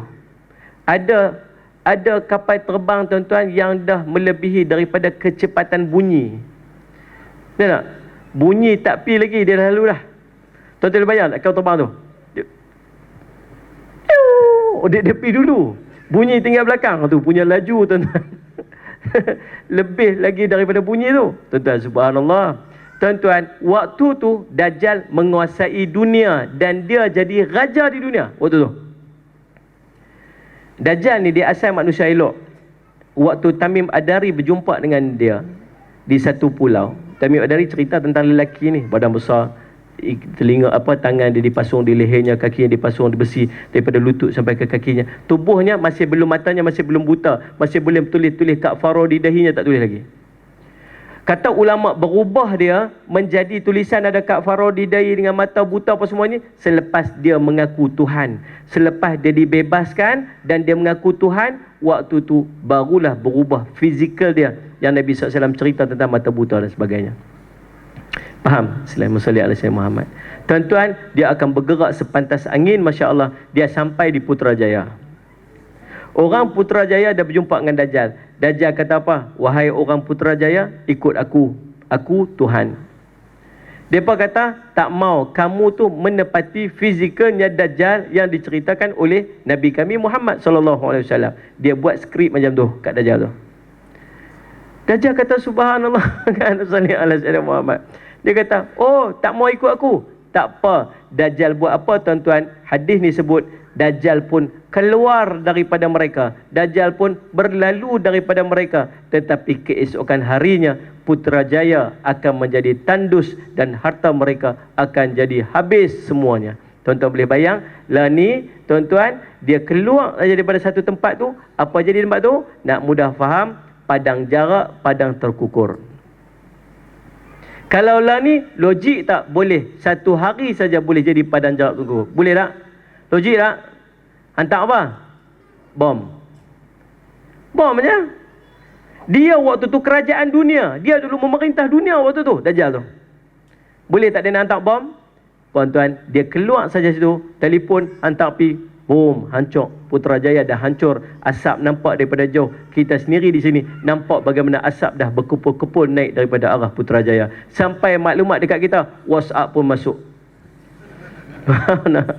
Tengok Raja dah promo sampai dah daripada mati semua dah, budak-budak pun dah mati dah, gambar-gambar semua dah keluar tu dah macam tu punya orang semua macam-macam lah.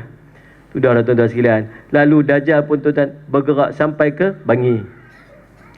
Sampai di Bangi, subhanallah, Dajjal kata apa? Ni tuan-tuan, akulah Tuhan kamu, ikut aku.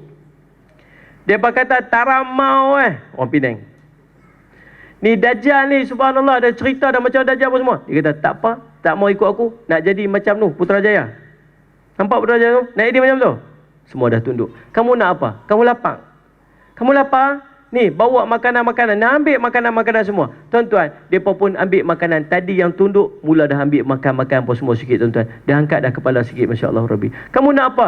Kering kontang, lama dah tak turun hujan. Turun hujan, subhanallah. Tuan-tuan, habis subur balik semua tempat-tempat tu. Makanan-makanan semua balik mewah, masya-Allah. Budak-budak seronok berlari-lari, semua pekat makan seronok semua. Makanan pun dah banyak apa semua. Dapat nikmat balik macam mana yang hilang berapa lama dah tu. Subhanallah, yang dia dapat waktu Dajjal masih belum muncul.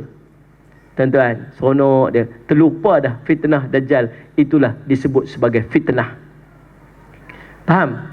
Habis. Kemudian Dajjal pun mula bergerak ke arah Kajang, Unit 10. Faham? Sampai di Unit 10, dia panggil subhanallah, masalli ala Sayyidina Muhammad. Semua duduk di depan, masya-Allah Rabbi. Dajjal kata, ikut aku Tuhan kamu. Tuan-tuan, waktu tu tuan-tuan lapar sangat. Tuan-tuan duduk dalam keadaan yang susah sangat. Tuan-tuan duduk dalam keadaan yang sangat seksa. Anak-anak tuan-tuan menangis. Tuan-tuan duduk dalam keadaan yang sangat teruk. Tuan-tuan, masya-Allah Rabbi, hujan dah berapa lama dah tak turun, makanan dah berapa lama dah tak ada. Tuan-tuan dah tak ada apa dah nak makan. Kucing pun tuan-tuan dah makan dah. Waktu tu tuan-tuan boleh bayang, subhanallah. Tuan-tuan masalih azimat. Hari tu Syria keluar fatwa makan kucing je. Lah ni Syria dah keluar fatwa makan anjing. Allahumma salli ala. Sebab tak ada benda nak makan. Waktu tu tuan-tuan susah sangat, lapar sangat, susah sangat tuan-tuan sekalian. Tiba-tiba Dajjal muncul. Dia mai. Dia kata, ikut aku Tuhan kamu. Tuan-tuan, waktu tu kepala tuan-tuan akan beralih ke Putrajaya. Tuan-tuan tengok dekat sana yang tak mau ikut dia yang duduk depan kita tu, dah hancur, mati habis. Kalau tuan-tuan ikut macam mana orang Putrajaya, tak lama esok saja tuan-tuan akan mati macam mereka.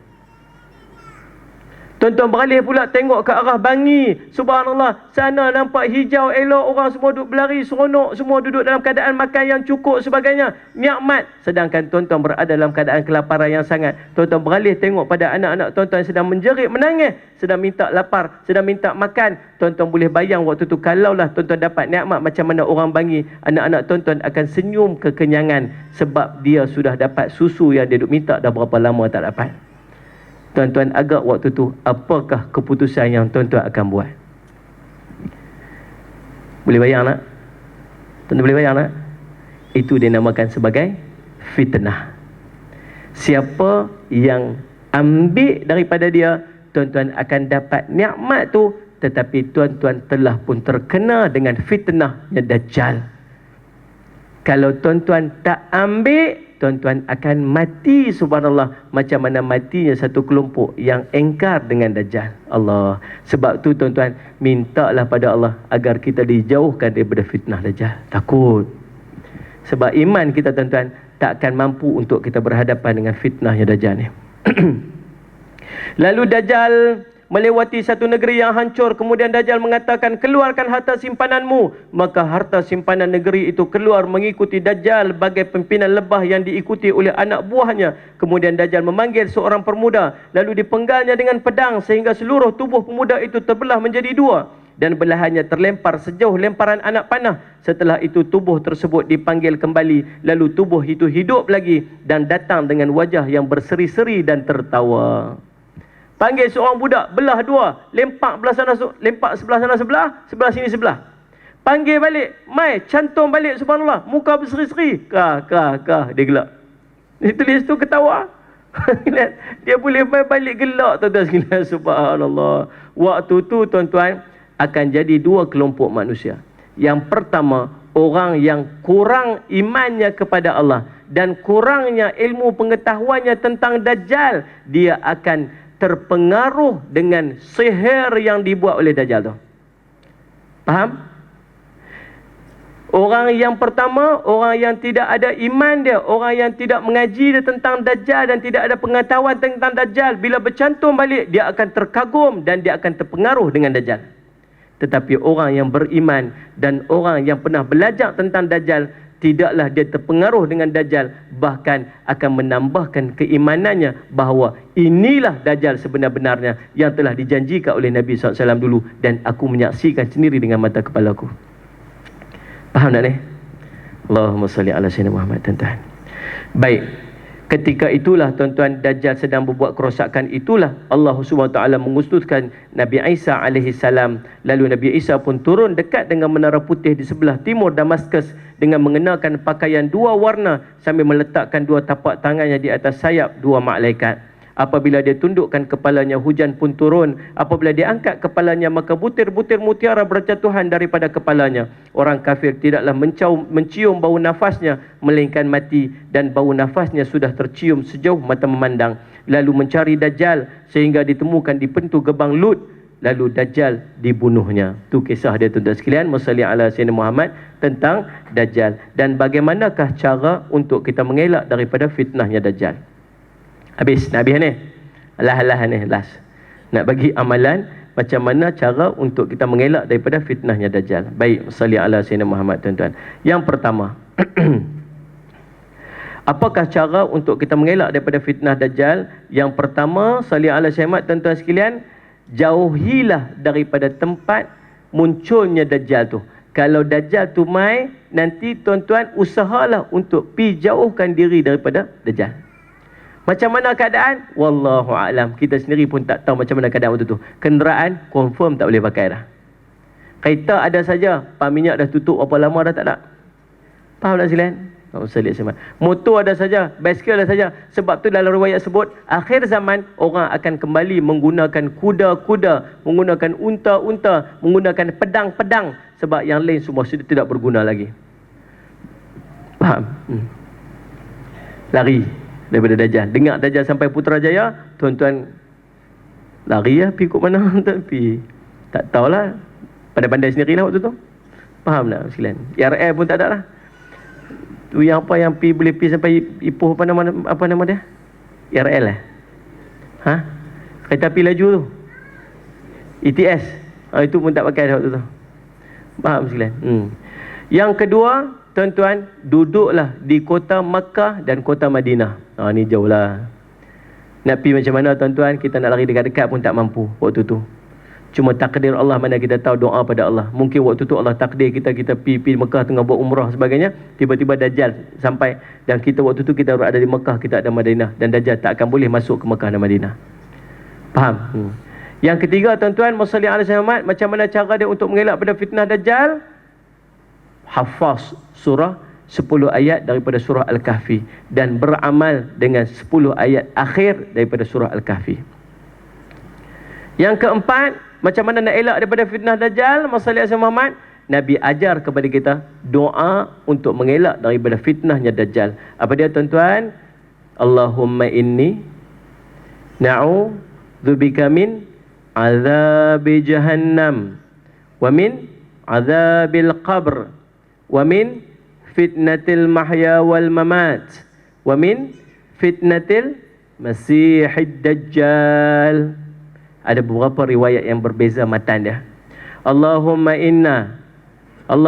inni a'udzubika min azabi jahannam wa min azabil qabr wa min fitnatil mahya wal mamat wa min fitnatil masihid dajjal. Nabi suruh baca pada setiap kali selepas daripada sembahyang. Waktu mana? Selepas bacaan tasyahud, sebelum memberi salam. Innaka hamidun majid. Allahumma inni a'udzubika min adzabi jahannam min adzabil qabr fitnatil mahya wal mamat fitnatil masihid dajjal. Assalamualaikum warahmatullahi wabarakatuh. Keadaannya faham nah? Tu tuan-tuan beberapa daripada amalan untuk kita mohon supaya kita jauh daripada fitnahnya Dajjal. Jadi tuan-tuan sekalian, masalli ala sayyidina Muhammad. Keadaan dunia sebelum munculnya Dajjal sikit. Abu Umamah melaporkan kata-kata Nabi sallallahu alaihi wasallam mengenai Dajjal. Baginda berkata, sebelum munculnya Dajjal akan terjadi 3 tahun yang susah.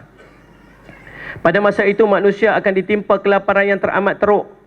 Pada tahun pertama Allah memerintahkan langit supaya menahan sepertiga hujan daripada biasa dan menyuruh bumi menahan sepertiga daripada taman-tanamannya.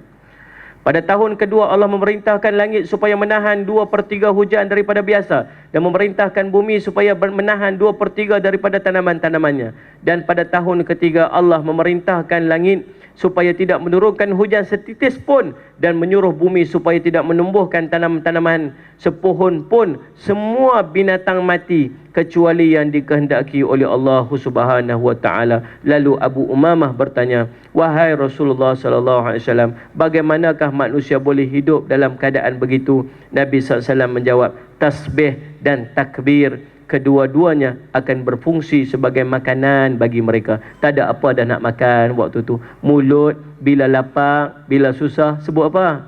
Allah, Allah. Tu je makanan kita waktu tu. Takbir, tahmid.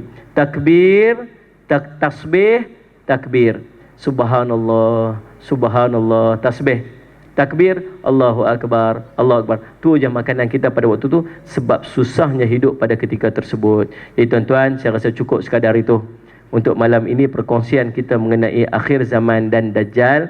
Mudah-mudahan kita minta sungguh-sungguh kepada Allah agar Allah jauhkan kita daripada fitnah akhir zaman yang tak mampu untuk kita tanggung. Mau tak mau memang kita duduk pada zaman fitnah akhir zaman. Cumanya kita minta Allah lindungi kita dan keluarga kita daripada fitnah yang tak mampu untuk kita tanggung. Dan kita minta pada Allah agar Allah jauhkan kita daripada fitnahnya Dajjal, daripada kita dan keluarga kita mudah-mudahan. Cukup sekadar itu untuk pada hari ini tuan-tuan sekalian. Saya minta ampun, minta maaf jika ada sebarang terkasar bahasa silap bicara. Saya minta ampun, minta maaf andai penyampaian saya ini tidak memenuhi kepada hajat pihak penganjur pada hari ini. Mudah-mudahan dia menjadi manfaat untuk diri saya dan manfaat untuk kita seluruhnya. Aqulu qawli hadza wa astaghfirullah li wa lakum. Wassalamualaikum warahmatullahi taala wabarakatuh. Waalaikumsalam warahmatullahi wabarakatuh. Terima kasih diucapkan kepada Ustaz Jafri Abu Bakar Mahmudi atas kesudian memberikan ceramah kepada warga Uniten. Diminta Ustaz agar terus kekal di atas pentas untuk sesi soal jawab dan penyampaian cenderamata sebentar lagi. Kita amat bertuah kerana dapat mendengar ceramah yang penuh dengan informasi dan bermanfaat daripada Al-Fadhil Ustaz. Dengan ini dapat saya simpulkan bahawa pentingnya untuk kita semua sedar tentang usaha ke atas meningkatkan iman dan mengamalkan agama serta mempelajari ilmu agama. Seterusnya kita buka sesi soalan, soal jawab kepada hadirin. Boleh bertanya di mikrofon. Sebelum tanya kita maklumkan nama dan dari mana sebelum mengajukan kepada soalan. Jika ada siapa ingin tanya soalan, silakan.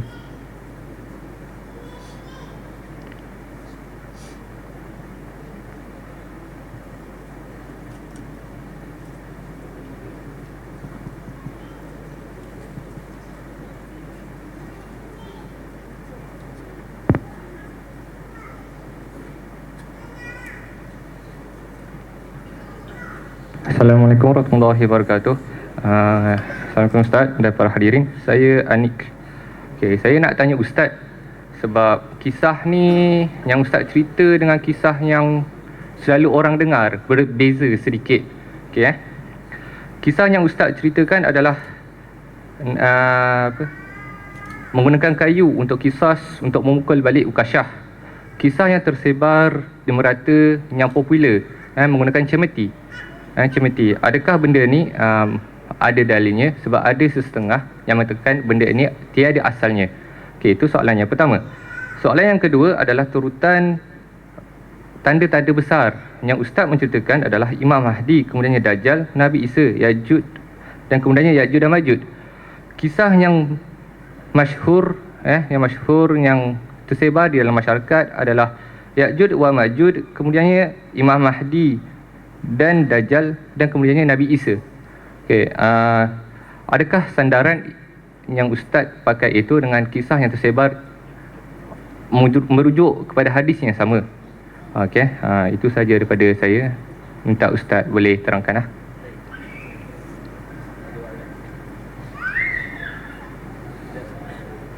Bismillahirrahmanirrahim. Alhamdulillah, jazakallah khairan kathira kepada yang bertanya. Yang pertamanya, berlaku khilaf di kalangan ulama tentang asal usul kisah Ukasyah tersebut. Salli ala Sayyidina Muhammad. Tidak perlulah kita berbahas panjang tentang perkara tersebut. Salli ala Sayyidina Muhammad. Sama ada menggunakan cemeti atau menggunakan kayu atau menggunakan tongkat lah. Mana tuan-tuan, di banyak kisah-kisah yang tersebar. Salli ala Sayyidina Muhammad tuan-tuan, dan mungkin insya-Allah selepas daripada ni kita boleh mencari daripada sumber yang sahih yang bagaimana yang keadaan yang sebenar yang berlaku. Yang kedua, salli ala Sayyidina Muhammad tuan-tuan, banyak ulama menyusun tentang sequence ataupun maksudnya turutan tanda-tanda kiamat itu berdalilkan kepada perkataan-perkataan Nabi sallallahu alaihi wasallam. Nabi pernah menyebutkan dalam satu hadis, badiru bil a'mal sittah, cepat-cepatlah buat amal sebelum sampai kepada kamu 6 perkara. Pertama, tulu asyamsi min maghribiha, naiknya matahari sebelah barat. Yang kedua, awid dukhan, datangnya dukhan, datangnya asap. Yang ketiga, awid dajjal, datangnya dajjal. Yang keempat, awid dabbah, datangnya binatang melata. Dan yang kelima, maksud au khassata ahadikum, atau datangnya perkara yang menimpa setiap orang daripada kamu, iaitu mati, au ammatikum, ataupun datang satu benda yang menimpa setiap orang daripada kamu, namanya kiamat. Itu salah satu daripada hadis yang menceritakan tentang perkara-perkara yang akan berlaku, dan Nabi menggunakan perkataan au dengan maksud atau. Kalau tuan-tuan dalam bahasa Musalli ala Sayyidina Muhammad nak menunjukkan perkataan sequence, dia tak gunakan perkataan atau, dia akan menggunakan perkataan thumma, kemudiannya. Contoh Musalli ala Sayyidina Muhammad, berlaku ini, thumma berlaku yang ini pula, thumma berlaku ini pula, kemudian. Biasanya dalam hadis-hadis Nabi berkaitan dengan tanda-tanda kiamat, Nabi akan menggunakan perkataan au, iaitu atau. Jadi Musalli ala Sayyidina Muhammad, Nabi tidak sebut dengan jelas tentang sequence. Ulama sendiri yang menyusun akan sequence itu, subhanallah. Saya merujuk kepada kitab An-Nihayah fil Fitan wal Malahim, kitab yang telah dikarang kepada kita oleh Ibnu Katsir rahimahullahu taala, yang menjadi rujukan daripada ramai ulama salih semat berkaitan dengan perbahasan tanda-tanda kiamat. Yang disusun dekat dalam ni tuan-tuan, salah satunya dipetik daripada perkataan ulama yang ditulis dan dikarang dalam kitab Fathul Bari, yang menceritakan tentang sequence yang saya petik macam mana yang saya sebutkan tadi ni. Pertama, munculnya Imam Mahdi, kemudian Imam Mahdi memimpin Musalli ala Sayyidina Muhammad, bersedia menunggu akan munculnya Nabi Isa alaihi salam, kemudian munculnya Dajjal, subhanallah, Nabi Isa Musalli ala Sayyidina Muhammad, kemudian Nabi Isa pun turun. Bila Nabi Isa pun turun, Musalli ala Sayyidina Muhammad, Musalli Ahmad siapa nama tadi, Al-Mahdi berbai'ah kepada Nabi Isa alaihissalam. Kemudian selepas daripada tu Nabi Isa dengan tentera Al-Mahdi pergi mencari Dajjal dan akhirnya terbunuh Dajjal. Kemudian Nabi Isa melarikan pengikut-pengikut dia. Apabila munculnya Ya'juj Ma'juj keluar, Nabi Isa melarikan pengikut-pengikut dia bersembunyi di belakang bukit. Ini kisah yang diceritakan Musalli Ahmad dalam riwayat-riwayat yang dihimpunkan kepada kita oleh Imam Ibnu Katsir dalam kitab An-Nihayah fil Fitan wal Malahim, yang tuan-tuan boleh cari dan tuan-tuan boleh buat rujukan padanya. Adapun banyak berlaku perbahasan, antaranya tuan-tuan yang mana yang akan muncul dulu, tulu asyamsi min maghribiha, munculnya matahari sebelah barat. Ada yang Nabi SAW sebut awal-awal. Ada yang ulama kata subhanallah akan muncul dekat depan. Berlaku perbahasan, antaranya tuan-tuan Musalli ala Syahmat Abdullah bin Umar sendiri, apabila subhanallah salah seorang daripada sahabat menceritakan bahawa yang akan muncul awalnya Dajjal yang akan naik matahari sebelah barat, itu nanti akan muncul yang paling hujung. Datang ni sahabat ni subhanallah, dia kata apa, aku mendengar itu lebih fasih daripada Nabi SAW, aku mendengar itu langsung daripada Nabi, dan tidak aku nafikan bahawa yang akan pertama-tama yang sekali yang kamu lihat ialah munculnya matahari daripada sebelah barat. Di kalangan sahabat sendiri pun berlaku khilaf yang mana satu yang akan muncul. Tuan-tuan sekalian, apa pun yang akan muncul, tuan-tuan macam mana sahabat bertanya, ya Rasulullah, mata sa'ah, bila nak kiamat Rasulullah? Rasulullah jawab dekat dia, Rasulullah tak jawab bila nak kiamat. Rasulullah kata, apakah persediaan kamu untuk berhadapan dengan kiamat? Cerita dia, yang mana satu pun muncul awal tuan-tuan sekalian, itu bukanlah menjadi kepada kita wajib percaya sebab Nabi SAW cerita. Sekuens dia tuan-tuan, itu biar ulama yang bincang tentang dia. Kita ni nak buat apa? Kita buat persiapan dan persediaan untuk berhadapan dengan perkara-perkara tersebut. Itu saya yang dituntut kepada kita. Boleh nak? Wallahu subhanahu wa ta'ala alam. Mungkin ada lagi soalan? Boleh ajukan lagi soalan.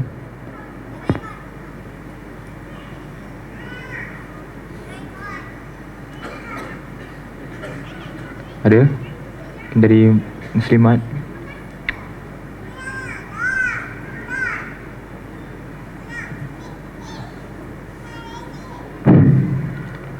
Bismillahirrahmanirrahim. Assalamualaikum warahmatullahi wabarakatuh. Ustaz, saya nak bertanya, Islam tu mementingkan nyawa kita.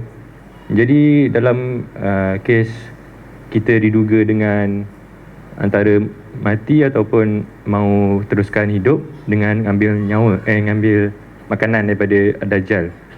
Jadi bolehkah kita masuk dalam kes darurat? Terima kasih. Allah subhanahu wa ta'ala a'lam. Mengambil nyawa sendiri ini satu perkara yang sangat-sangat dilarang di dalam agama lah. Allahumma salli ala sayyidina Muhammad. Tuan-tuan, Musalli ala sayyidina Muhammad, tidaklah dijelaskan tuntutan kepada kita untuk membunuh diri waktu kita berhadapan dengan fitnahnya Dajjal.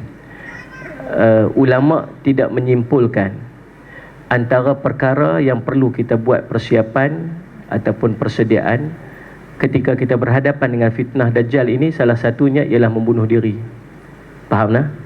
Ulama susun dekat kita banyak perkara yang kita boleh buat ketika kita berhadapan dengan fitnah Dajjal.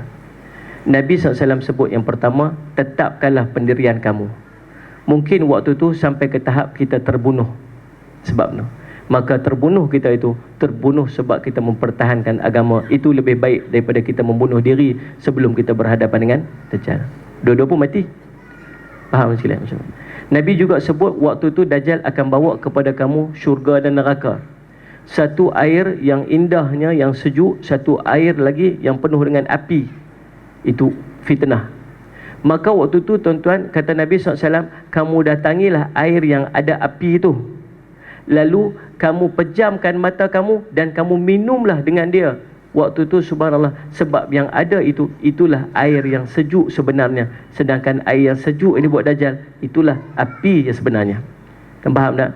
Tu tuan-tuan, Nabi SAW duk cerita dekat kita apa yang perlu kita buat bila kita berhadapan dengan Dajjal tu.